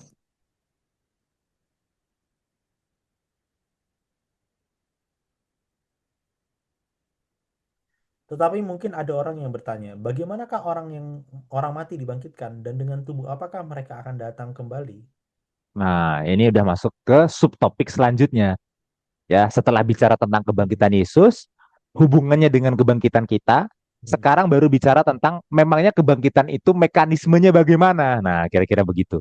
Ya, memangnya kebangkitan itu tubuh seperti apa nanti yang akan kita dapatkan waktu kebangkitan. Ya, kira-kira begitu pertanyaannya. Nah, ini penting juga pertanyaan ini ya. Ya. Dan ya, ada pertanyaan yang sebenarnya nih kalau kita bawa sulit jadi sulit bisa ya. Bayangkan ada seorang yang mati dibakar gitu ya. Dan setelah dia mati dibakar, eh, abu dari tubuhnya ini disebarkan ke air, ke laut. Maka abu dari tubuhnya ini akan tercerai-berai kemana-mana. Ya. Maka Tuhan akan membangkitkan tubuhnya itu dari mana? Ya. Atau pertanyaan lain yang sulit juga ya. Kalau ada seseorang mati di laut, dia dimakan oleh ikan. Ya, anggota tubuhnya yang satu dimakan oleh ikan yang lain, anggota tubuhnya yang lain dimakan oleh ikan yang lain. Jadi anggota tubuhnya udah tercerai-berai, dibawa oleh berbagai macam ikan yang menyebar di laut. Tuhan akan bangkitkan tubuhnya itu dari mana? Hmm. Ya, itu jadi diskusi yang sangat dalam, yang sangat apa istilahnya, yang sangat sulit di antara para bapak-bapak gereja dan di antara para rabi. Ya, saya nggak akan bahas bapak-bapak gereja ngomong apa dan para rabi ngomong apa, tapi mereka sampai pusing mikirin itu. Karena mereka bikin kasus hipotesis seperti itu. Ya, pertama kalau bapak-bapak gereja kasusnya adalah orang mati dibakar, karena di abad kedua itu memang banyak orang Kristen dibakar. Iya. Ya, kalau para rabi, ya itu memang memang mereka aja yang terlalu terlalu kritis ya. Mereka bikin kasus yang orang dimakan ikan tadi itu para rabi itu dipertanyakan ya. Nah, Kita nggak akan bahas sampai situ. Tapi kalau kita baca ayat selanjutnya ya, harusnya pertanyaan itu bisa terjawab. Nggak dengan sepenuhnya, karena tentu ada masih sisi misteri dalam kebangkitan itu masih ada misterinya ya, mekanismenya. Tapi intinya bisa kejawab. Bahkan kasus se ekstrim orang mati dibakar dan abunya disebar ke laut, atau se ekstrim orang yang mati di laut dan dimakan oleh berbagai ikan kemudian ikannya nyebar. Ya, itu bisa terjawab. Nah, kita baca Bill ayat 36 sampai 38. Hai orang bodoh, apakah yang engkau sendiri taburkan tidak akan tumbuh dan hidup kalau ia tidak mati dahulu? Dan yang engkau taburkan bukanlah tubuh tanaman yang akan tumbuh, tetapi biji yang tidak berkulit. Umpamanya biji gandum atau biji lain. Tetapi Allah memberikan kepadanya suatu tubuh seperti yang dikehendakinya. Ia memberikan kepada tiap-tiap biji tubuhnya sendiri. Iya, saudara berpikir yang ngomong apa lah Paulus ini. Ya, memang kita harus pelan-pelan bacanya ya. Ya, dan di ayat-ayat seperti ini ya, kalau sampai nanti dalam diskusi ada yang ngarang ya, aduh saya nggak mengerti itu. Itu Jangan benar-benar garang, bahaya juga berarti sekali ya. garang. Ya, ini kita baca teliti aja kita masih bisa salah nih kalau kita nggak benar-benar baca ulang-ulang gitu ya. Ya. Dan di sini Paulus sebenarnya bukan lagi mau kasih pelajaran tentang pertanian, enggak. Paulus itu lagi bikin perumpamaan. Ya, jadi kebangkitan itu diumpamakan seperti biji yang tumbuh jadi tanaman. Ya, waktu biji jadi tanaman, tanamannya di mana? Ya kita lihat biji itu kan cuma biji, tanamannya di mana? Nggak ada kan tanamannya. Maksudnya apa? Tuhan bisa membuat tanaman dari biji itu. Berarti itu adalah sebuah mujizat penciptaan, ya kan? Mungkin saintis ya, ahli botani itu bisa menjelaskan bagaimana biji bisa menjadi tanaman, ya. Tapi dalam artian dari sesuatu yang tidak ada, kemudian kita bisa menciptakan sesuatu biji yang dari biji itu muncul tanaman, itu gimana caranya? Ya, itu pasti mujizat. Ya, paham maksudnya saudara ya? Ini sulit ini. Ya, bayangkan kita ada dalam situasi di mana tidak ada apapun. Benar-benar tidak ada apapun. Ya, tidak ada unsur apapun secara kimia, gitu ya. Lalu kita harus menciptakan sesuatu yang hanya biji, tapi kita harus menjamin biji ini nanti kalau kita tanam dia bakal jadi pohon. Yang kita nggak tahu pohonnya itu dari mana, tapi semua material pohonnya itu harus ada dari dalam bijinya. Nah, saintis itu bisa menjelaskan bagaimananya. Oh iya, karena dalam biji ada zat ini, bagian ini, inilah yang bertumbuh jadi pohon. Tapi bagaimana mekanismenya? Kok bisa muncul sesuatu seperti itu di alam semesta ini? Ya, itu adalah mujizat penciptaan, itu maksudnya. Ya, seperti itulah kebangkitan. Kebangkitan itu memang sesuatu yang mustahil dipikirkan oleh manusia karena itu adalah mujizat penciptaan. Kebangkitan itu adalah mujizat penciptaan kembali lebih tepatnya. Ya, jadi Tuhan mampu, sama seperti Tuhan mampu untuk membuat biji itu jadi tanaman. Kita nggak lihat pohon di dalam bijinya, tapi nanti dia jadi pohon dari satu biji itu ya. Tuhan juga mampu untuk membangkitkan seseorang. Bahkan kalaupun kasusnya se ekstrim orang yang dibakar dan abunya disebar di laut. Atau kalaupun kasusnya se ekstrim orang yang mati dimakan ikan dan dia dibawa oleh beberapa ikan sekaligus disebarkan tubuhnya. Itu Tuhan bisa bangkitkan karena Tuhan itu bermujizat waktu membangkitkan orang itu Tuhan bermujizat. Ya, diibaratkan seperti tanaman.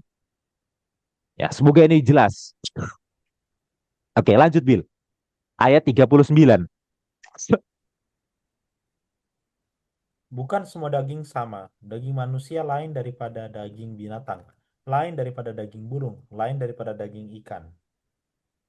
Nah, ini ya. Lagi-lagi Paulus ngomong apa di sini ya? Ya, tapi intinya Paulus ngomong begini. Tubuh setiap makhluk itu Tuhan ciptakan berbeda-beda. Ya, tubuh manusia itu beda dengan tubuh binatang. Dan itu Tuhan ciptakan berbeda sesuai dengan lingkungannya juga. Ya, contohnya burung beda dengan ikan. Iya, tentu saja. Tubuh burung itu adalah tubuh yang disesuaikan supaya dia bisa terbang di udara.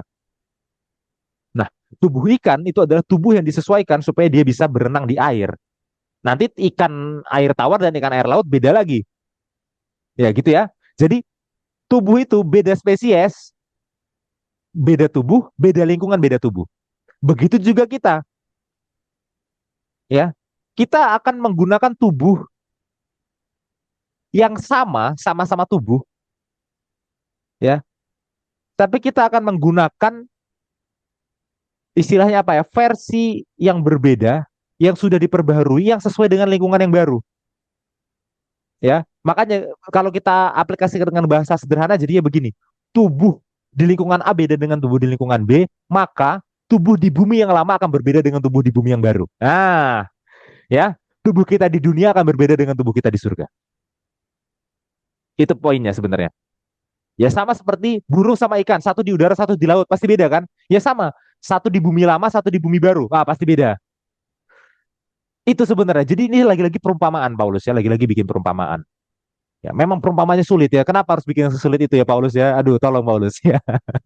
Ya, tapi semoga kita bisa paham ya. Ya, Petrus juga bilang kan tulisan Paulus memang sulit kan. Ya, jadi it's okay. It's okay ya. Oke. Nah, lebih jelasnya apa bedanya tubuh di dunia lama dengan tubuh di dunia baru setelah kebangkitan nanti? Kita baca ayat 40 sampai 44.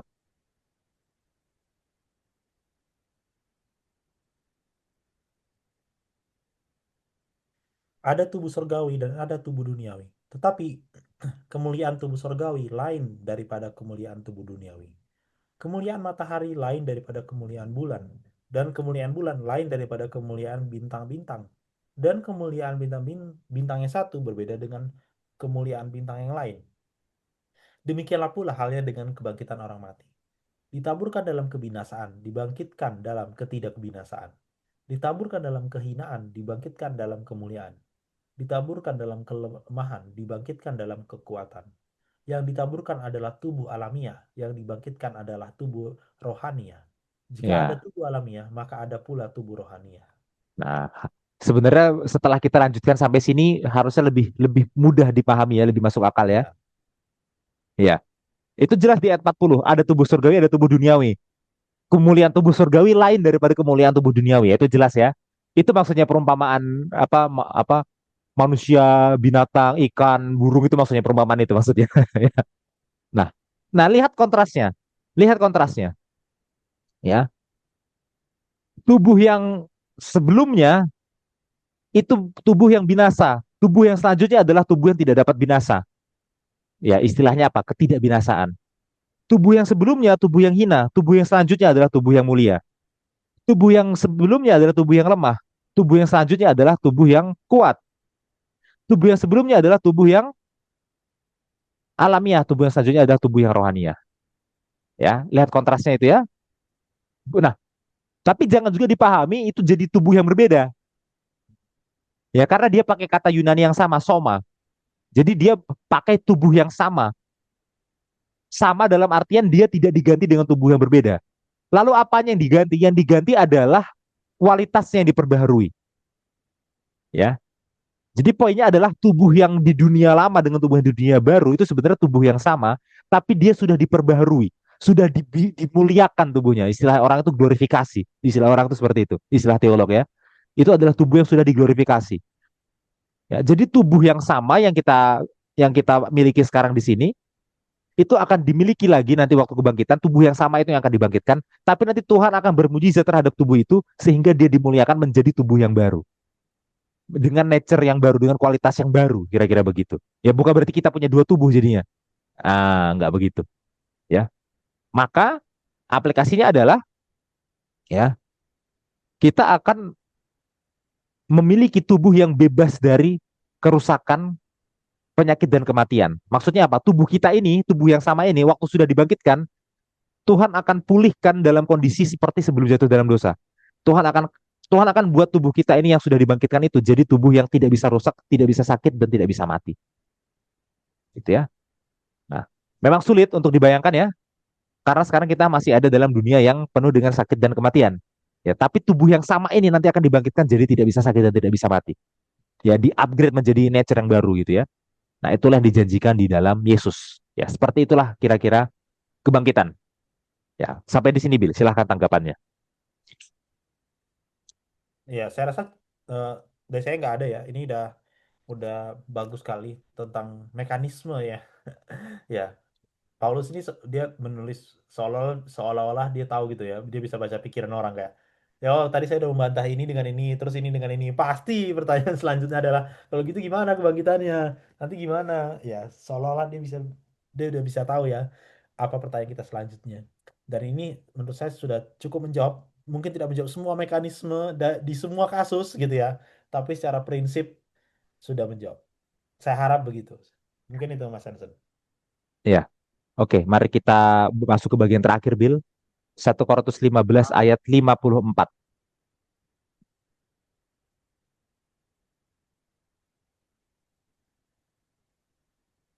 54.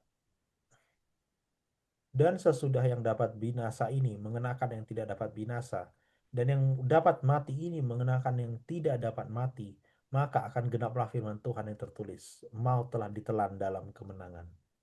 Ya, yang perlu kita tahu di ayat ini, Paulus itu sedang mengutip perjanjian lama. Ya, di ayat ini Paulus mengutip Yesaya 25 ayat 8. Yesaya 25 ayat 8 bilang itu, mau telah ditelan dalam kemenangan. Itu dari situ ya. Nah, jadi lagi-lagi ya, Paulus melihat semua ini sebagai penggenapan perjanjian lama. Bukan sesuatu yang baru dibuat-buat setelah perjanjian baru oleh para rasul. Enggak. Ini sudah ada sejak perjanjian lama. Ya, kalau dibilang nanti pada akhirnya maut itu akan kalah, ya, itu sudah ada sejak perjanjian lama. Sudah direncanakan oleh Allah sejak kekekalan yang sudah dinubuatkan melalui Nabi Yesaya, dan pasti Tuhan akan genapi pada akhirnya. Bukan baru Paulus yang bilang, Yesaya perjanjian lama itu sudah bilang seperti itu. Ya, oke, lanjut Bill. Ayat 55. Hai maut, di manakah kemenanganmu? Hai maut, di manakah sengatmu? Lagi-lagi kutipan perjanjian lama, ya. Lagi-lagi kutipan perjanjian lama. Ini dari Hosea pasal 13. Ya, ini dari Hosea pasal 13. Ya. Dan Paulus waktu mengutip Hosea itu seperti menyanyikan Hosea, kesannya begitu ya. Ya, karena bagi kita ini familiar karena dikutip dalam himne ini, himne apa Abide with Me ya, telah hampir malam. Hampir malam. Ya, sehingga kita lebih familiar dengan himne itu. Tapi sebenarnya yang paling awal itu dari perjanjian lama dulu. Bukan dari himnenya, bukan dari Paulus, malah perjanjian lama ya, dari Hosea. Jadi Hosea dikutip oleh Paulus ya, Paulus seperti menyanyikan Hosea dalam apa menutup pesannya ini. Lalu nanti ada himne yang benar-benar mengutip itu yaitu Abide with Me telah hampir malam ya. Ya. Jadi maut itulah ya musuh yang ganas yang menyiksa manusia. Tapi sengatnya maut udah dicabut. Maut udah nggak punya sengat lagi. Hai maut, mana sengatmu? Udah nggak ada gitu. Gitu kan. Maut udah nggak punya sengat lagi. Karena maut udah nggak punya sengat lagi, maut sudah tidak bisa menyakiti manusia, maut sudah tidak berbahaya lagi bagi manusia. Ya. Ya. Tapi ini pertanyaan yang sulit ya dan mungkin jarang kita tanyakan. Memangnya sengatnya maut itu apa?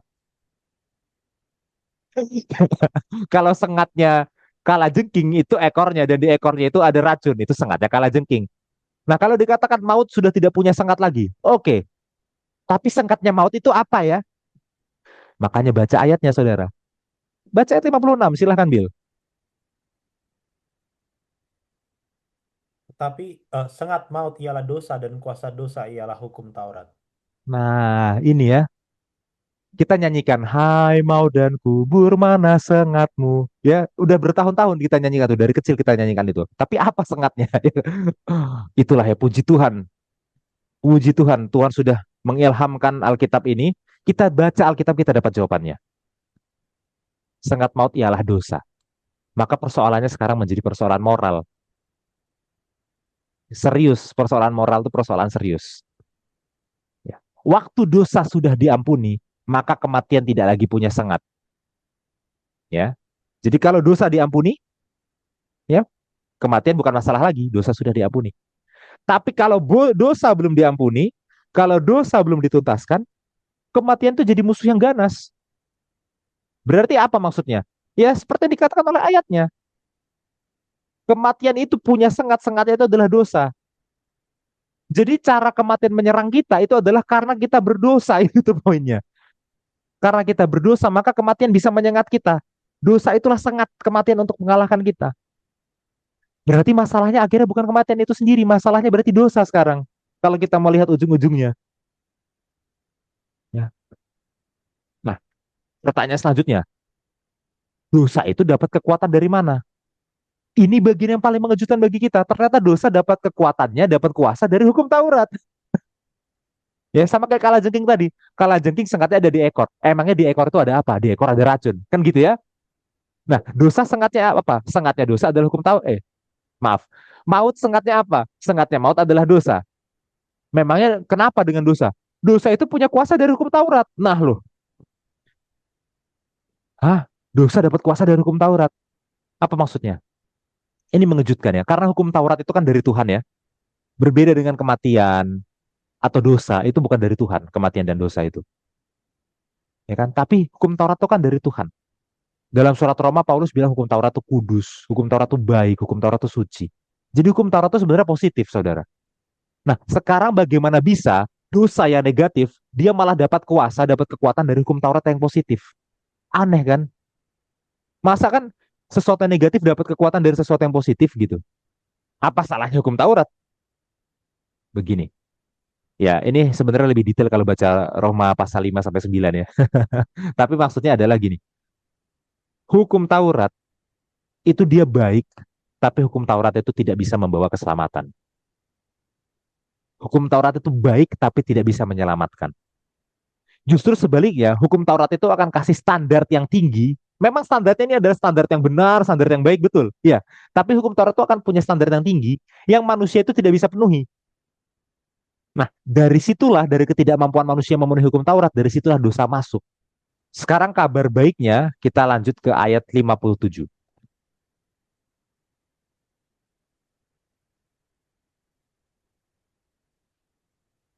Tapi syukur kepada Allah yang telah memberikan kepada kita kemenangan oleh Yesus Kristus Tuhan kita. Ya, tapi syukur pada Allah ya. Allah itu sudah mengalahkan dosa. Ya, berarti kalau Allah sudah mengalahkan dosa, dosa kita sudah ditebus, dosa kita sudah diampuni, berarti sengatnya maut sudah diambil, gitu ya. Nah, kalau sengatnya maut sudah diambil, berarti maut sudah tidak bisa berkuasa lagi. Berarti dari situlah dijamin ada kebangkitan. Karena kematian sudah tidak ada masalah lagi. Jadi ingat ya urutannya ya. Yesus kalahkan dosa dulu. Dosa inilah sengatnya maut. Diambil sengatnya, maut tidak bisa menyerang kita lagi. Baru di situ kita tidak ada kematian lagi. Gitu ya cara kerjanya. Ya, ya. Lanjut Bil. Ayat 58 ya sebagai penutup. Karena itu saudara-saudaraku yang kekasih, berdirilah teguh, jangan goyah, dan giatlah selalu dalam pekerjaan Tuhan. Sebab kamu tahu bahwa dalam persekutuan dengan Tuhan, jeripayahmu tidak sia-sia. Ya, luar biasa indahnya ya ayat ini ya. Ya, ini ayat favorit saya. Oh ya. Ya, bagi jemaat Korintus ya mereka dibilang ya, jangan goyah.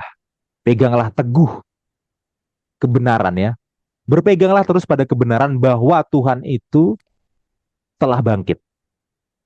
Dan karena Tuhan telah bangkit, maka kita juga akan dibangkitkan. Pegang terus selalu kebenaran itu. Ya. Dan karena kita paham bahwa Tuhan telah bangkit, karena kita paham bahwa kita juga akan dibangkitkan bersama-sama dengan Tuhan, maka kita paham sekarang, hidup kita sekarang ini tidak ada yang sia-sia. Bandingkan dengan tadi ayat 30 sampai 32. Kalau Yesus gak bangkit, semuanya sia-sia. Sekarang kita benar-benar bisa yakin bahwa hidup kita gak sia-sia. Karena nanti ada kebangkitan. Ya. Bukan lagi you only live once, bukan lagi itu sekarang. Ya. Sekarang kita hidup untuk kehidupan yang kedua setelah kebangkitan. Ya. Maka sekarang kita nggak sia-sia kalau kita rajin ke gereja. Ya, kita nggak halu. Kita nggak sia-sia terlibat dalam majelis. Kita nggak sia-sia terlibat menjadi pegawai jemaat. Kita nggak sia-sia terlibat dalam program ini itu. Kita nggak sia-sia menginjil. Kita nggak sia-sia untuk apa istilahnya berbuat baik. Ya, dalam hal kita jadi orang yang adil, tidak korupsi, nggak sia-sia itu. Kita nggak sia-sia menjadi orang menjaga kesucian, tidak berzina, nggak sia-sia. Karena benar-benar kita nggak akan hidup untuk hanya sekarang, kita benar-benar akan ada kebangkitan. Ya, dan waktu kita nyanyi sebab dia hidup itu beneran nggak sia-sia. Iya, perhatikan refnya itu ya. Sebab dia hidup hari esok cerah. Betul itu. Ya, jadi bagi yang mau lagu puji lagu itu jangan ragu-ragu lagi ya. Ya, sebab dia hidup, hidup jadi berarti sebab dia hidup itu kan kata refnya ya. Betul itu. Ya. Jadi betul ya, kita bisa mengaminkan lagu itu. Kita nggak halu. Itu betul ya. Jadi kalau saudara lagu pujian itu sambil lihat-lihatan dan sambil senyum, ya itu beneran baik berarti. Karena memang itu lagu yang benar ya. Jadi waktu saudara senyum itu karena saudara bahagia akan kebangkitan Yesus ya. Gitu. Ya. Bagi sekarang saudara ya yang ada dalam jerih payah ya, ya memang sulit hidup di dunia ini ya. Dunia ini semakin jahat dan kita harus tetap berpegang teguh pada kebenaran itu sulit. Tapi jerih payah kita tidak sia-sia. Teruslah jadi orang yang adil, teruslah jadi orang yang menjaga kekudusan ya. Ya, karena Kristus sudah menebus kita dan Kristus sudah menjamin tubuh kita akan dibangkitkan ya. Jadi kita gunakan hidup kita ini dengan sebaik-baiknya. Ya, jerih payah kita tidak sia-sia. Oke, silakan Bil tanggapannya. Iya, ini ayat yang luar biasa menutup ya seolah-olah ya dia memberikan kesimpulan gitu bagi semua yang Paulus katakan tadi sebelumnya bahwa sia-sia kalau tidak ada kebangkitan dan dia meyakinkan tidak ada yang sia-sia ya. Seolah-olah dia bukan cuma berkata bagi jemaat tapi dia berkata pada bagi dirinya sendiri gitu. Kayak dia bilang iya, yang saya lakukan ini tidaklah sia-sia. Begitu juga dengan yang akan kita lakukan ya. Jadi ya menurut saya ini ayat penutup yang sangat bagus ya bagi pelajaran kita. Ya, mari kita rangkum Iya, ya pelajaran ini. Ya, pelajaran ini pada dasarnya kita bisa bagi kayak begini. Eh ayat 1 sampai 11 ya, itu adalah kebangkitan Yesus yang sudah dinubuatkan dan disaksikan oleh banyak orang. Itu adalah dasar iman kita. Ya, oke, itu ayat apa itu bagian pertama. Bagian dua adalah ayat 12 sampai 19. Ya, bahwa tanpa kebangkitan Yesus, semua kepercayaan kita sia-sia. Ya, lalu kita bisa lanjut di ayat 20 sampai 23. Ya, kebangkitan Yesus menjamin kita juga pasti dibangkitkan. Karena Yesus telah mengalahkan maut. Yesuslah yang sulung dari yang dibangkitkan. Ya, nah itu ya. Lalu ya kita nggak bahas semua ayat memang, tapi di pembahasan kita kita langsung lompat ke ayat 30 sampai 32 ya, yang bicara tentang semua hal itu tidak ada gunanya ya, tidak ada gunanya capek-capek menginjil dan lain sebagainya kalau memang Yesus tidak bangkit. Ya mending kita hidup berfoya-foya saja. Kita makan dan minum toh besok kita mati. Gitu ya. Lalu lanjut ke ayat 35 sampai 44. Di situ dijelaskan tentang mekanisme kebangkitan. Tubuh seperti apa nanti waktu kebangkitan, ya. Lalu masuk ke ayat 54 ya sampai 58. Ini adalah puncak argumen Paulus ya. Dia merayakan kebangkitan itu dalam argumennya sendiri ya. Sehingga Paulus bilang ya kematian itu tidak akan punya sengat lagi ya karena dosa itu sudah dikalahkan ya. Maka kalau kita terus berpegang teguh ya, eh, ya jerih payah kita tidak sia-sia ya. Ini sebenarnya intinya. Ya, jadi sebenarnya bisa juga kalau kita mau bahas sekolah sampai kurang dari 5 menit ya. Tapi kita nggak akan dapat pemahaman apa-apa kalau cuman ini langsung. Bayangin kalau video ini langsung dimulai dengan ini begitu loh. Ya, kita nggak dapat seberapa pentingnya itu bagi kehidupan kita ya. Bahkan aplikasinya pun nggak akan dapat gitu loh. Ya, tapi memang kalau bagi yang sudah belajar, rangkuman ini bisa bisa bisa berguna untuk pengingat gitu ya. Jadi saya juga nggak anti iya, rangkuman, saudara. Bukannya berarti anti rangkuman. Jangan dipikir bahwa semua yang saya bilang di awal, yang kami bilang di awal itu karena kita anti rangkuman. Enggak juga ya. Kami betul nggak anti rangkuman rangkuman. juga. Iya, butuh rangkuman juga, tapi jangan cuma rangkuman. Nah, itu poinnya ya. Oke, ada lagi Bill tanggapannya? Tidak, saya rasa cukup. Eh, Ya, Sampai di sini saudara pelajaran sekolah sobat kita ini sangat baik sekali. Ya tidak ada yang sia-sia, jadi belajar ini pun tidak sia-sia. Tapi biarlah jangan berhenti sampai belajar saja ya. Kita bagikan, kita aplikasikan. Maka saya akan tutup pelajaran kita dalam doa. Mari kita bersatu dalam doa. Bapa di sorga, terima kasih atas pelajaran yang begitu indah kepada kami saat ini. Bantu kami bisa mengerti pelajaran ini dan supaya bisa membagikannya kepada orang lain. Bapa, hambamu berdoa secara khusus untuk guru-guru sekolah sahabat, biarlah mereka boleh mengajar dengan baik. Terima kasih ya Tuhan, dalam nama Yesus kami berdoa. Amin. Amin. Amin. Baik, sampai di sini pelajaran sekolah sahabat kita. Shalom semuanya. Ya, shalom shalom.